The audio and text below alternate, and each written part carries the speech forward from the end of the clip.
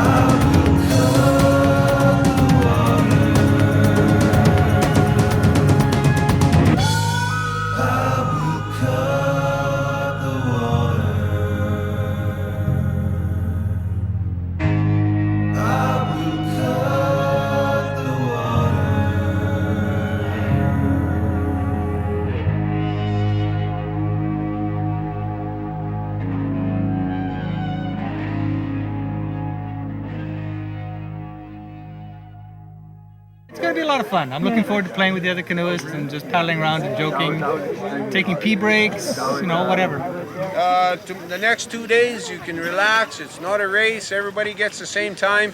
The only thing is travel together in your group. You can talk and tell stories as you're paddling along.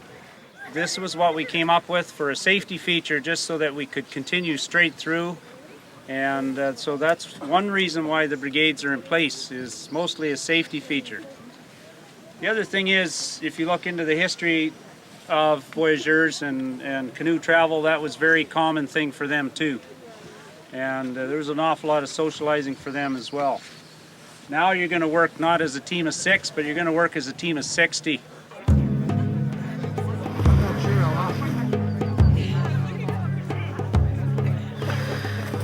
So they disqualified us. They paddled up to here last night with 6, and one of their paddlers decided to go home last night.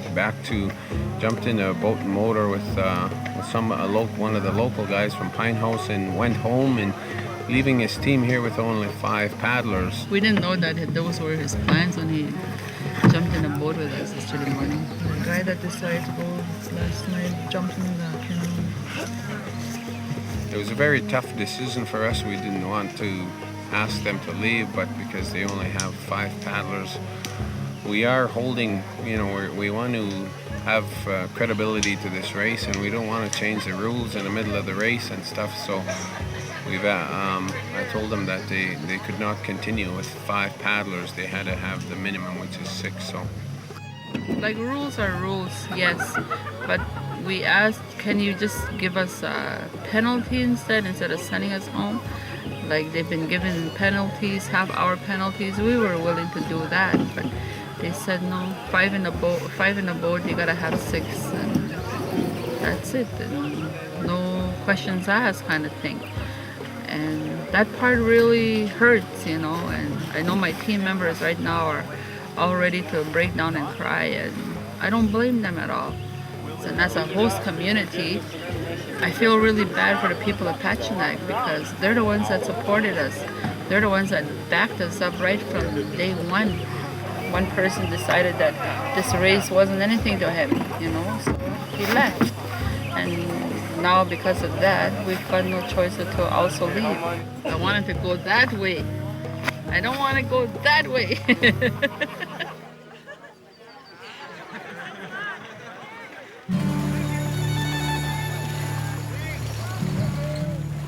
For the next few days, there will be no racing. Instead, the teams will enjoy brigade days and get a chance to travel the waterways together. The paddlers can get to know each other, enjoy the scenery, and soak up the culture of the North.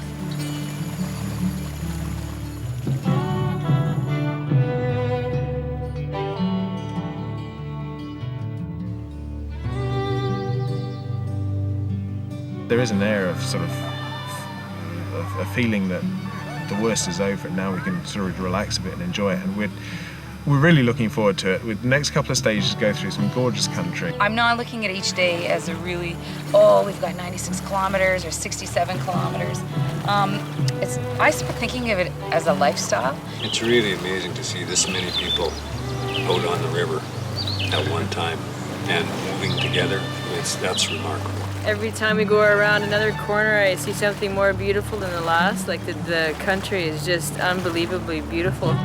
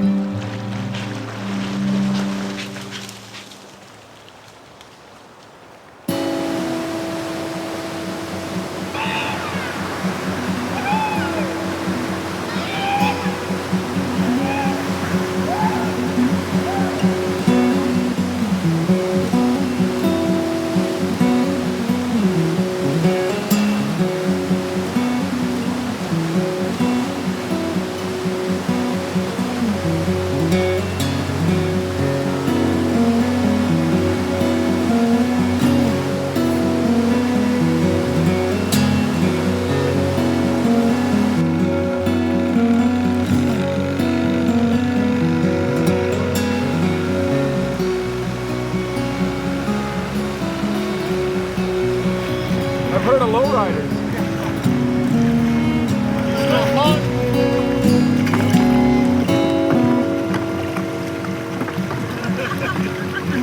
water is. How's the water? Very wet.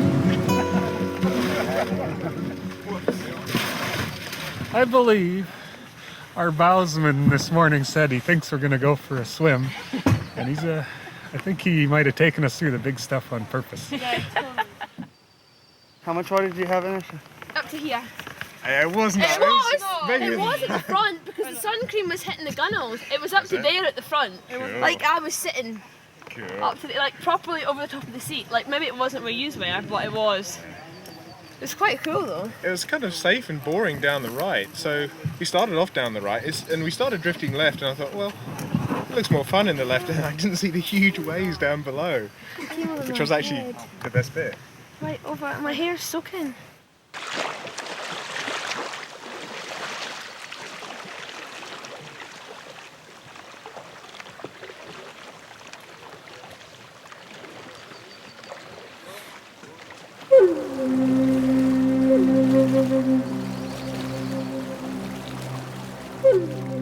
Many of the paddlers pay a visit to one of the spiritual sites along the route, called Swimming Stone.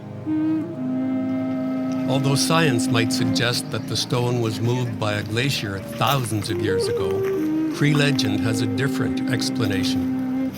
A medicine man briefly gave the stone the ability to swim to its present location.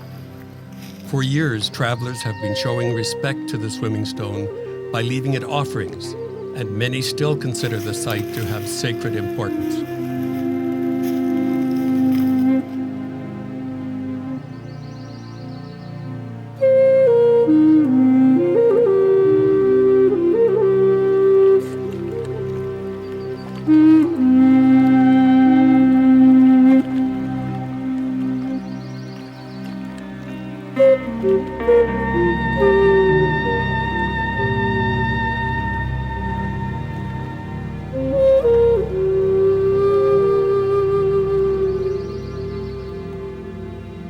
The rock paintings at High Rock Narrows are the most elaborate found along the Churchill River system.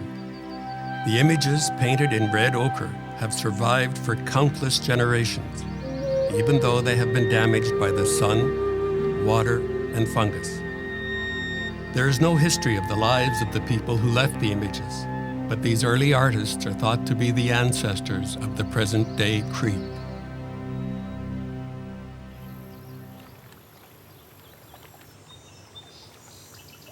There's very few people that have come here, you know, if you look at it in numbers.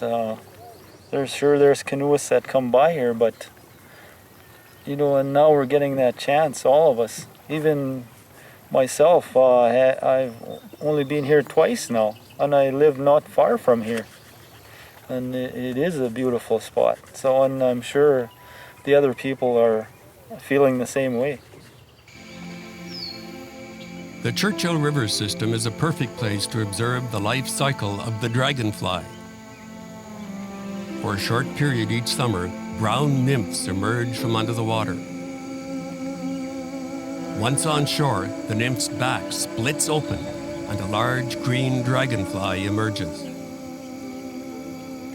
When this fascinating metamorphosis is complete, the newborn dragonfly is able to leave the limits of the water, free to explore with the simple beat of its wings.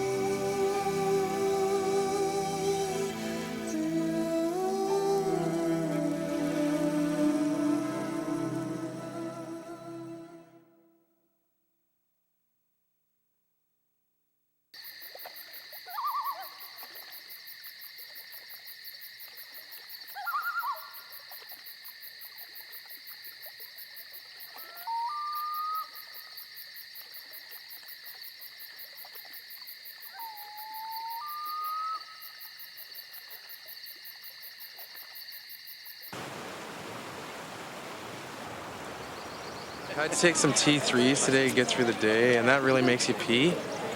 So it was interesting. It was good. Yeah, down there. It was fun. If you haven't tried peeing in a canoe, I mean, you haven't done anything, I claim. That's fairly common, long distance bike racing and running and that kind of stuff.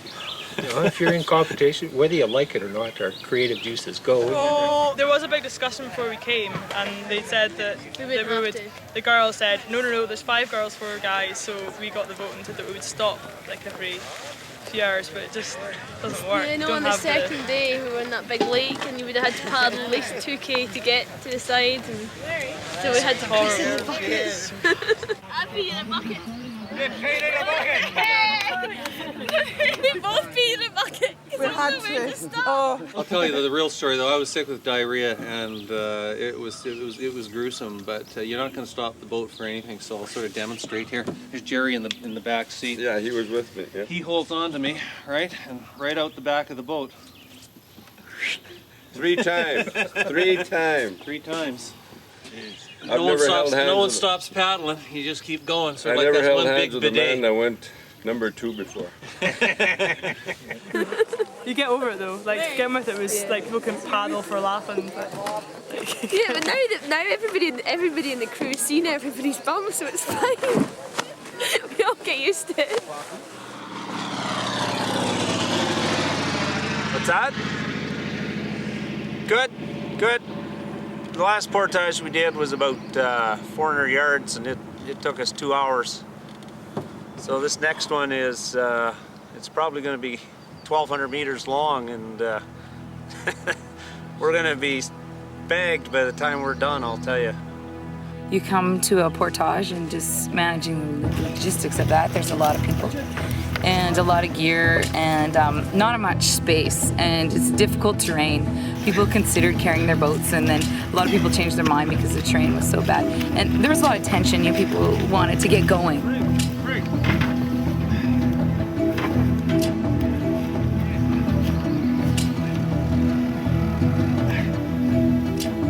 I've never had to work one of these Voyageur canoes across the portage, and we found, my team was older, and even with 6 guys, we found it a struggle to get that canoe across the portages, either grabbing the gunnels and carrying it at our side or putting it over our head. I know at one portage, Great Devil Portage, everybody was complaining about the state of the the old portage, and we sort of made a diversion on a different track that seemed a little bit drier. But that old trail, that's what the voyageurs used all through the fur trade for 200 years, and they slipped through the same mud holes and slipped on the same wet rocks that we were.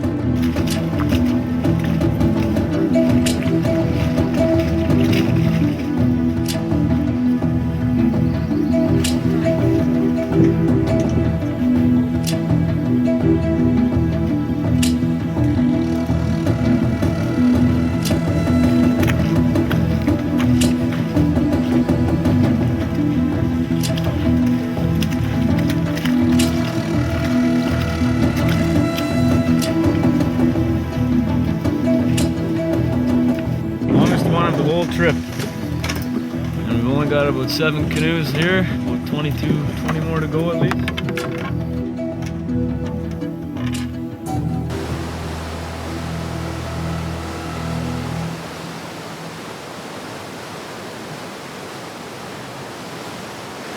what time were the boats supposed to get in? What time is it now? I think they're supposed to be through around noon, and now it's what, 5:30?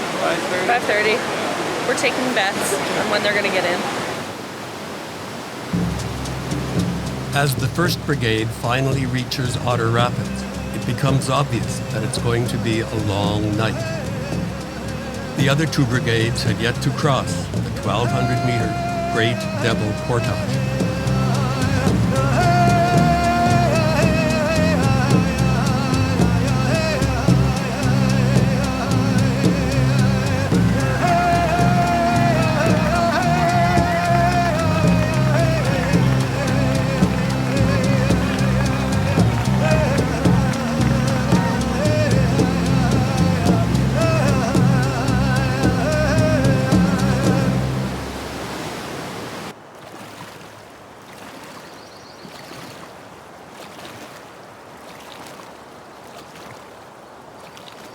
The 2nd Brigade makes it through Otter Rapids before nightfall. However, the setting sun forces the 3rd Brigade to pull their boats out of the water. They can't run the rapids in the dark. The portage has lived up to its name, bedeviling many of the paddlers.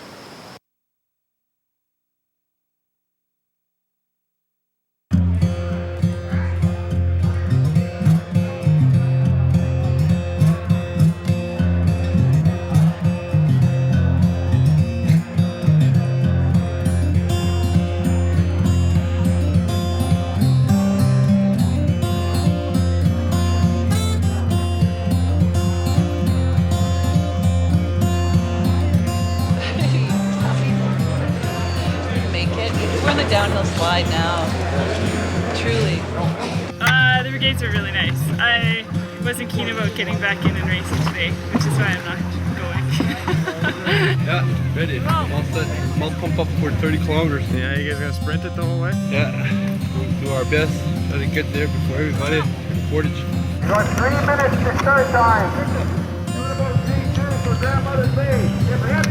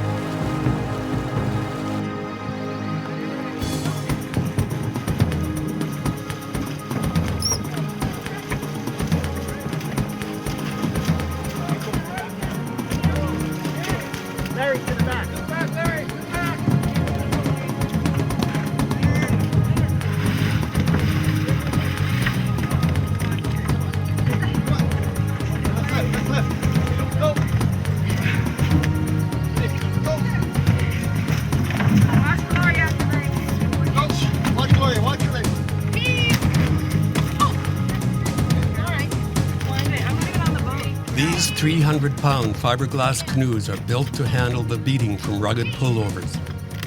The early people on the Churchill had more delicate crafts. Canvas and birch bark canoes weren't nearly as durable. However, transportation along the Voyageur Highway depended greatly on the canoe. Whether it was going to church, attending a wedding, visiting relatives, or getting supplies, the canoe was the equivalent of today's minivan. My grandfather was an Anglican minister here back in the very early 30s, but then they traveled by canoe. So maybe that's where I got part of my paddling experience. So he would come from L'Orange, they would go to all the little tiny communities and, you know, do all the baptisms and the weddings and funerals and whatnot. So to see his name in the church and whatnot, and I have some really interesting photos, so it's a nice, I suppose you can say, remote family connection. Yeah. Holy Trinity Church is the oldest building in Saskatchewan and the oldest church west of Manitoba. The Anglican minister, Robert Hunt, built the church in Stanley Mission. The work that went into constructing it can best be described in the words of Hunt's son. Every board, every nail that went into the building was made on the spot. The lumber was whipsawn from logs out of the forest, and nails were cut and headed by hand. The only materials that were shipped out from England were the big door hinges and the colored glass for the windows.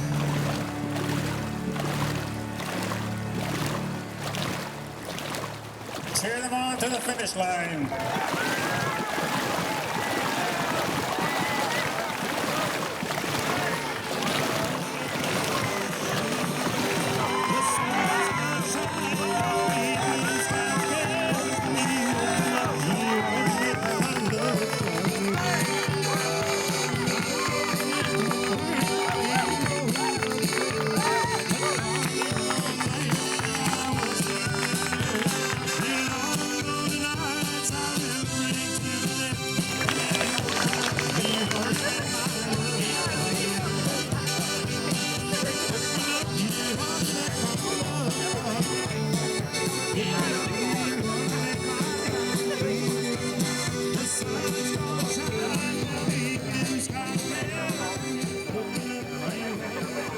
Every community has just been fantastic. I mean, when I first heard the drums in Michelle Village when we finished that first day, that was special.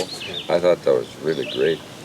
And then when they continued different places, it was just better. But the food, the reception, and the welcome from the dignitaries. Every community so far, I think it's just been, you know, demonstrates northern hospitality and the way northern people are. It's just testament to who we are in the north. These communities have been planning for this for 6 months and fundraising, and so they were so excited. And when you come in like the first day and you hear those drums playing and the whole town is out cheering, that was just, I felt really emotional then. I thought it was just, and everyone was, oh, did you paddle today? How did you do? And some of the people who had concessions said they set them up at 6 a.m. just so they could sit on the shore and pray for the safety of the paddlers all day. And it's like, that is so nice. In each community that we've come to, I see all them, you know, volunteering to feed us, and I think that's what I'm most proud of, is to see all the Dene people and the Cree and Métis and the white community come together, and that's the most, it makes me feel good. That's what I'm most proud of.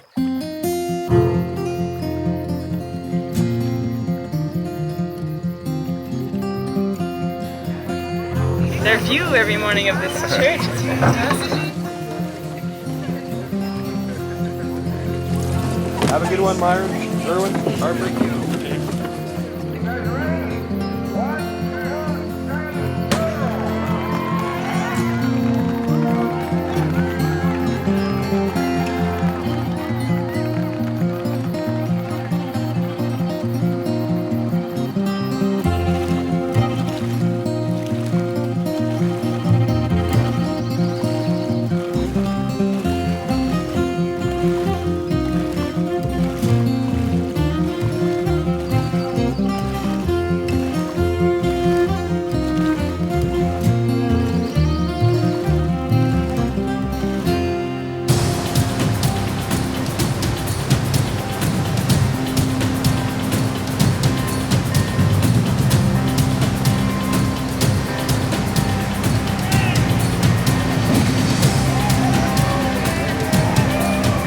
great. They did great.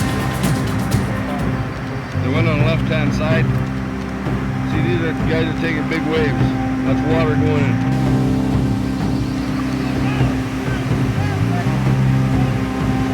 They're filling up, they're filling up, they're filling up. Hold on, guys. Hold on. Keep her straight. We're going to be bailing. Oh, geez, look how much water's in there. Holy man.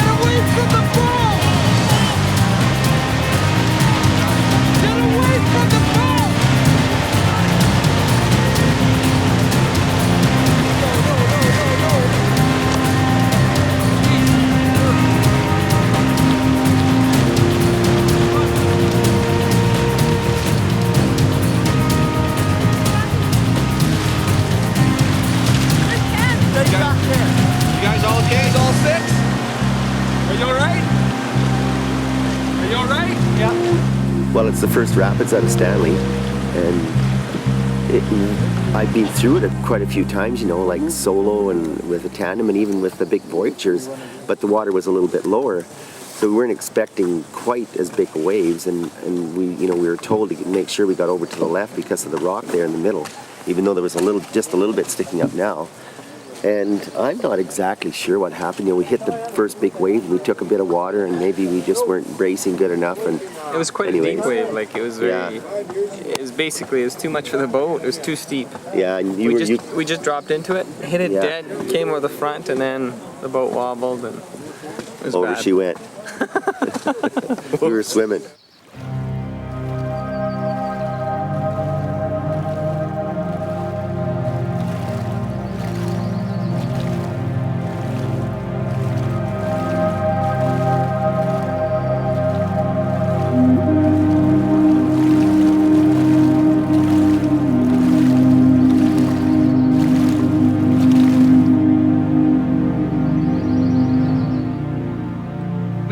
Tell us to take the portage. No, he didn't. Yeah, they motioned all the boats over. No, he didn't. They're not. Oh, totally disagree. Oh, okay. We just interpreted it that way. They were just sitting there. Granted, we interpreted it that way. That's just frustrating. I mean, I know it's hard for them guys to do something, but, you know, that's why we asked the guy if we had it. We were going to shoot it. We asked the guy, do we need a portage? And he goes like this. After we finished, we saw some canoes coming on the other side. They shot the rapids, How come you guys didn't? I don't know. We just, there was somebody there on the other side of the portion that said, right here, boys, and that was it. One of the things I'm going to do first is I'm going to apologize for their safety boat guy there that kind of confused everybody on that last portage. They send a few people to the left on the long portage. They send the first 10 canoes to the left. And then I guess he had a change of mind and send the rest on the right-hand side. So we don't know why he did that. He wasn't instructed by myself or Wally. He just did that entirely on his own.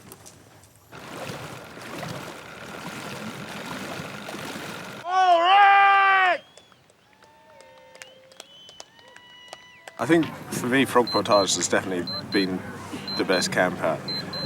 It's just frog portage. It's just such a significant point historically and geographically, and it's so cool that you can walk 300 meters and suddenly you're on a different river system that flows a completely different route across the country.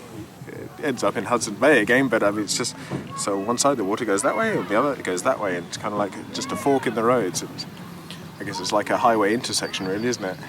And just historically, all the people who've been through there before. Everyone, all the great Canadian explorers have been up that way and gone through there. And you know that they've camped there, they spent the night there. I think, if I'm right, I think it was actually got its name from something that Alexander Mackenzie wrote in one of his journals. And just to be at the same place, in the middle of nowhere, where these guys put together the parts of the puzzle and made it all the way across the country and stuff is fantastic. Team Pachinak, who had been disqualified a few days before for being short a paddler, have returned to the race. Oh, well, this guy decided to skip our... left us stranded with only 5 paddlers and couldn't go on anymore, so he kind of wanted to disqualify us for that, but we fought. I said, let's stay and fight. If you guys can't give up, we got to stay together as a team, show that we have spirit. Let's go up to Grandmother's Bay, and we phoned our chief. We even went as far as the lawyer, right? Just to see the river system and just to be in there, right? Just to finish.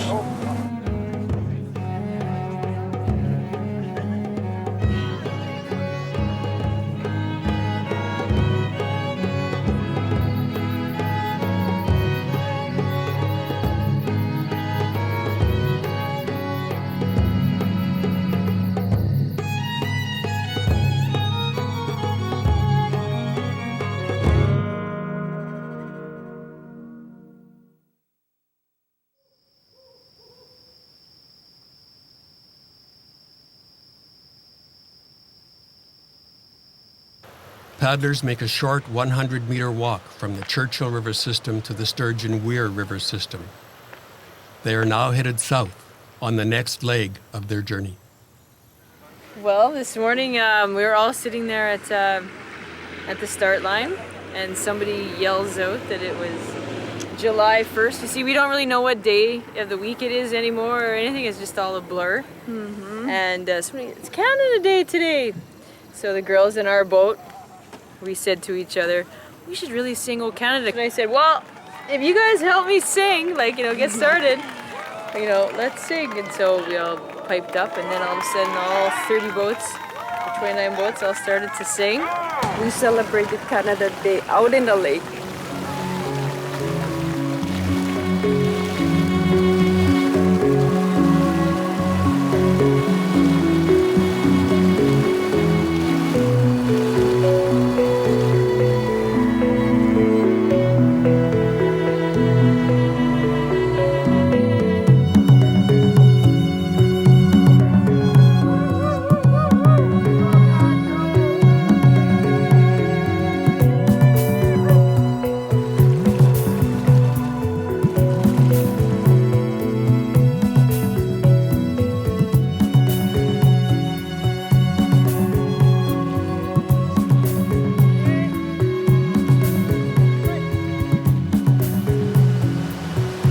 Pothole Rapids presents an interesting sight.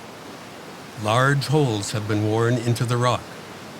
This phenomena is caused by tiny pebbles that get caught in the swirling current. Over countless years, these pebbles cut deep circular grooves, leaving their mark on the much larger stones.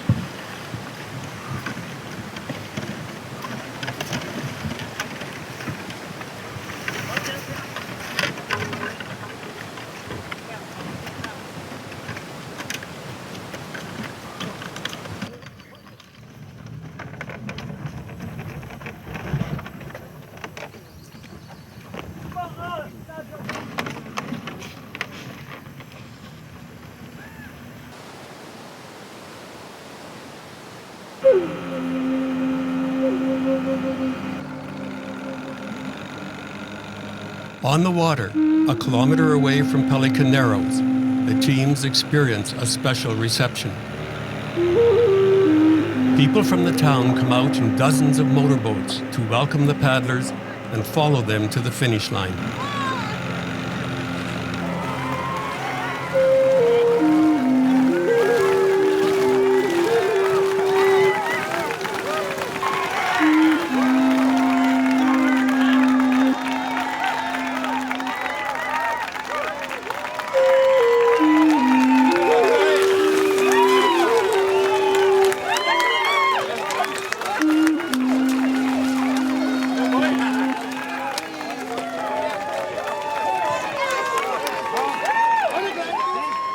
Well, I told the boys yesterday when we went to sleep that it's our home stretch going home 54 kilometers, and we could do it. 54 kilometers. This is sprint. tell me who came in second today. Team number 1, PBCN, which is composed of Pelican Arrows and the Shambo Lake paddlers. And how do the people sound? Pretty happy about it? We're really happy. You could hear the noise here this morning, and all the canoe boats and everything, meeting them, and really excited to meet with the ones overseas in Scotland, and I hope they do a little pipe music here sometime this afternoon.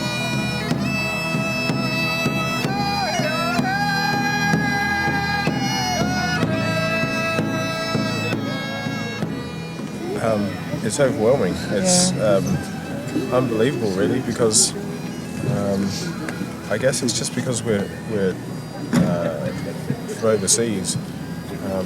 I think people are so appreciative that we've made the effort to come over here and see their country, and they're kind of proud, and they just want to show it off to us and show off some of the the crafts and the arts and things, and so they're so keen to give us these things, and it's amazing. It's like this thing we just received today from the band here. It's I mean it's beautiful, but I don't quite know what we've done to deserve these kind of gifts. We kind of feel, I think we feel embarrassed and a little bit ashamed that we don't have equal sort of measure of goods to give in return. We didn't have enough baggage around to bring presents for everyone. I'm sure we would have done. We brought as much as we could.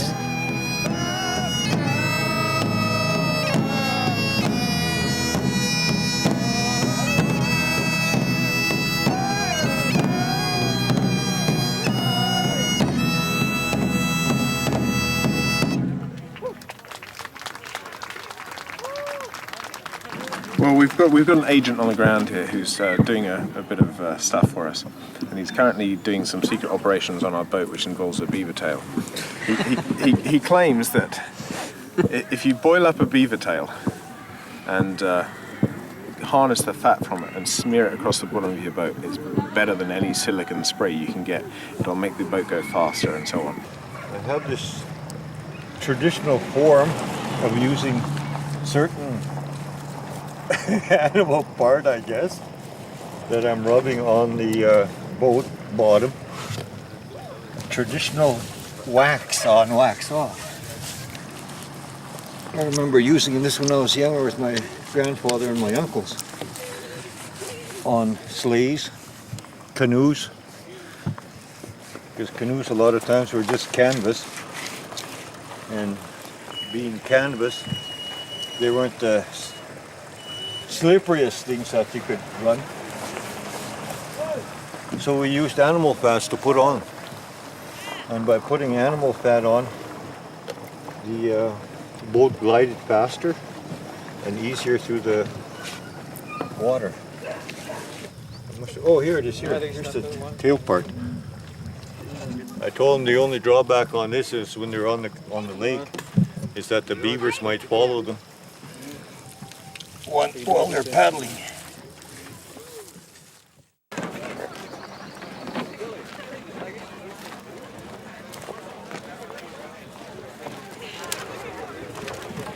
You couldn't tell we had a hole there before, could you? It's quite fancy. Where's the beaver's tail? I can't see it. Almost getting homesick. Almost. Yeah. Probably harder to be closer to home. Yeah. In that your brain is going, oh, I'm so close to home. Is it almost done?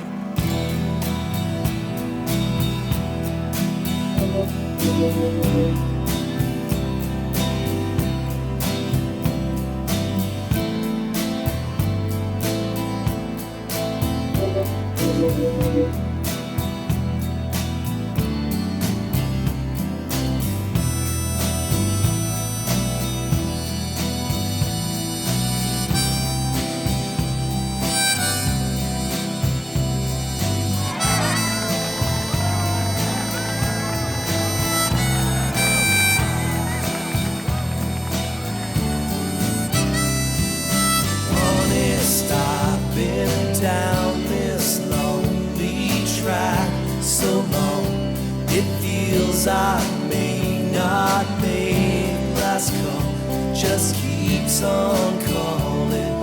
Hold the thought of you waiting, smiling.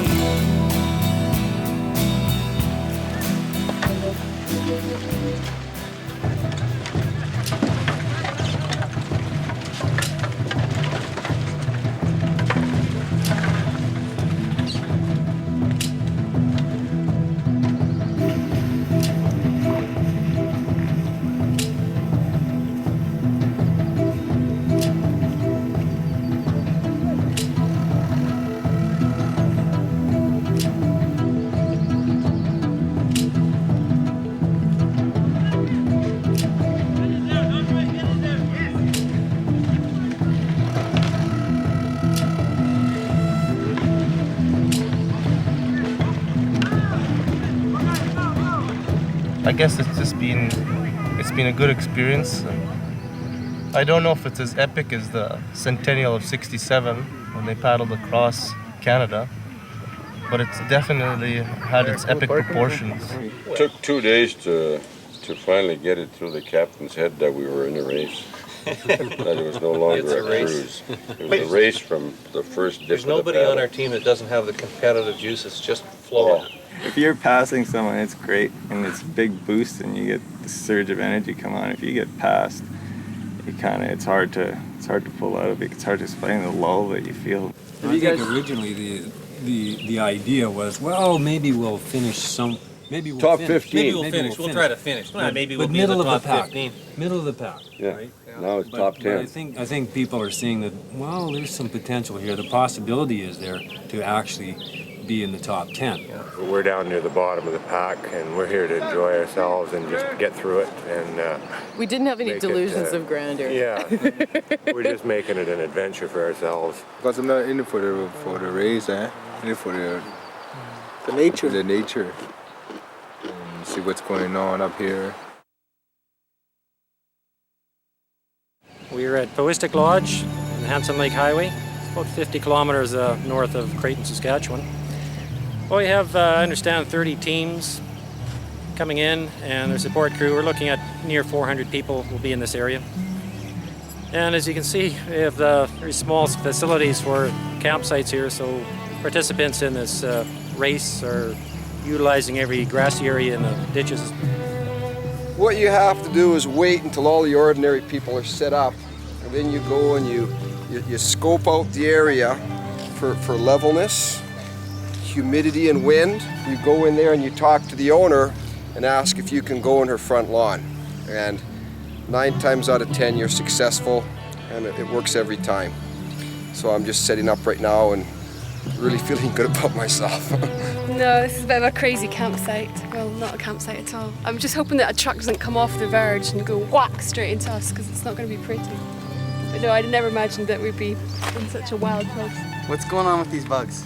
They're driving me crazy! That's what's going on with the bugs. They're everywhere. I don't think they bite yet, but I've got my net on just in case they do. So, but I'm looking for tent pegs, so I've lost tent pegs. I'm glad to see so many new paddlers out and so many people doing really good.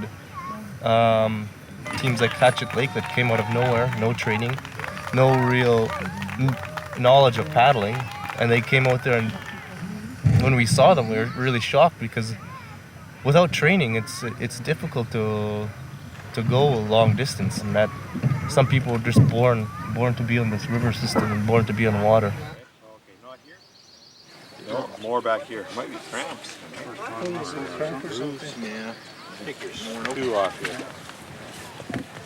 On that portage there was just muddy and slippery, and you slip, and I don't know what happened. Under? We couldn't tell what happened there. Everybody was busy pulling the boat there, So is it going to be okay, you think? I think it'll be, I don't know, I hope it's all right. Because I don't want to see anybody injured, but what can we do,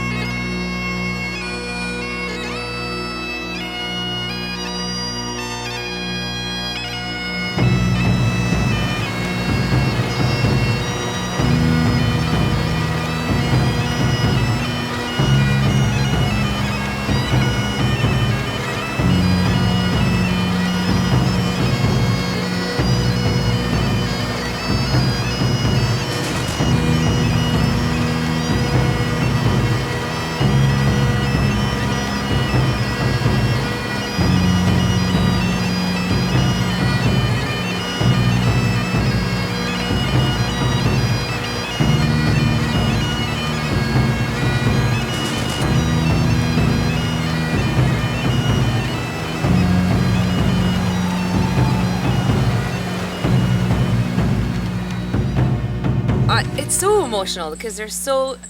I think I felt really emotional coming into other people's hometowns. Like we came into Pelican Narrows yesterday and there was all these banners welcoming all the voyageurs, and then other banners that said team number 1 and 2 or whatever teams their home teams were, said we're really proud of you. And so I get really emotional coming in, and that's not even my home team, I'm not even from there. Everywhere we've went, whether we were the host team or not, there was always giver, pull hard, lots of encouragement, whether it be out in the middle of the lake, passing a boat, or people up on the shoreline. It's been great, and I hope the Canoe Quest is going to be in a lot of people's memories for a long time. Well, there's one memory that I'll cherish for the rest of my life. There's this one girl floating down this in a canoe, a whole team floating down. She's still bailing away. She's up here in water.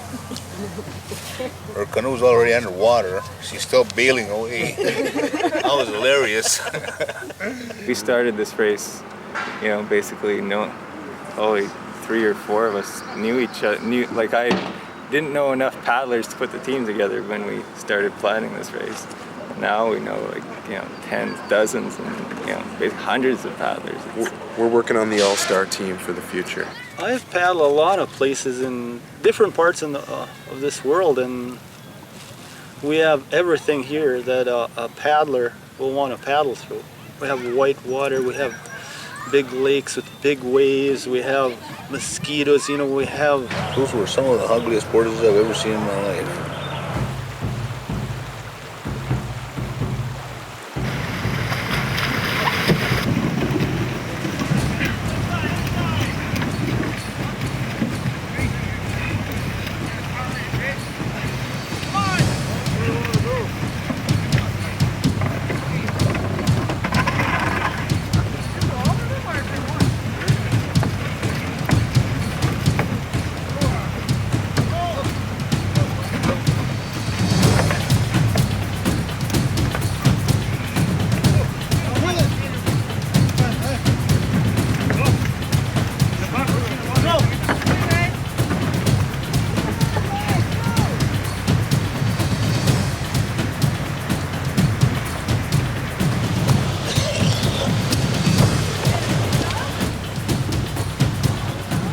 Spruce Portage is the final portage of Canoe Quest. From here on, every paddle stroke brings the teams closer to the finish line and the end of their quest.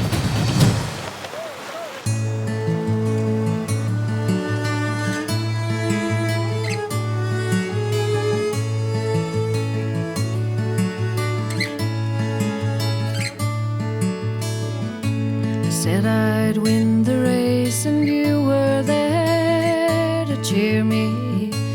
Thought I'd all the answers, but only you would hear me. Tried to fight the system and you stood by my side, always at the finish line with your arms open wide. In my wildest dreams, never thought I'd do it. In my wildest dreams, you believed in me. You believed in me, even in my wildest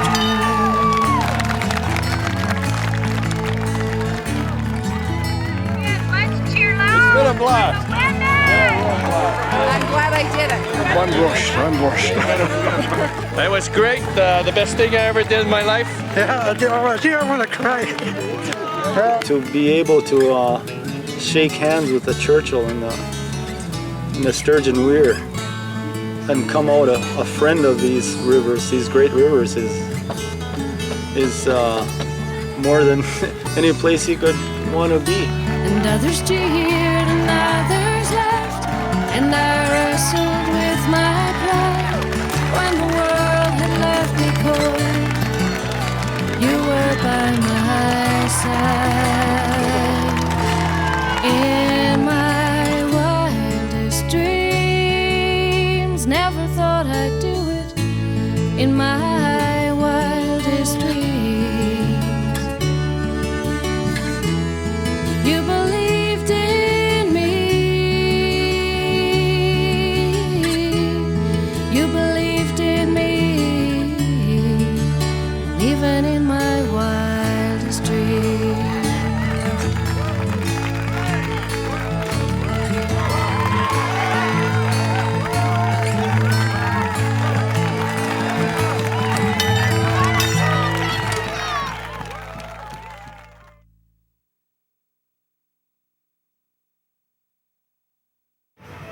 it's just suddenly finished so quickly, and we're all very sad to be going home now. The next day, teams set out to cross the finish line at Sturgeon Landing. As the paddlers complete Canoe Quest, they have traveled nearly 1,000 kilometers in 15 days along the Churchill and Sturgeon Weir river systems. They have followed in the path of the Aboriginal people, the explorers, the fur traders, and the voyageurs. They have become a part of history. It's been a bit of an emotional roller coaster in one way or another. It's been one of the toughest things that a lot of us have ever done. And I think the best memory we'll have is being able to overcome who we are as an individual and work as a team to finish off. So I thought that was pretty neat. Really getting to learn the ways of the river and also this land and this Churchill River and this Sturgeon Weir. The whole way that people received us and how people were so grateful for it. Well, what can you say? Almost 1,000 kilometers in 15 days. It's, I don't know. I'm kind of speechless at the moment. I want my children and my grandchildren to, I hope they become really interested in this and that it fires some sort of adventure in their beings that they can maybe someday have a part of it too. You know, in their minds, in the beginning, I think they just came and said, this is a canoe race, you know, we meet people, forgetting that they are making history, you know, they are the voyageurs.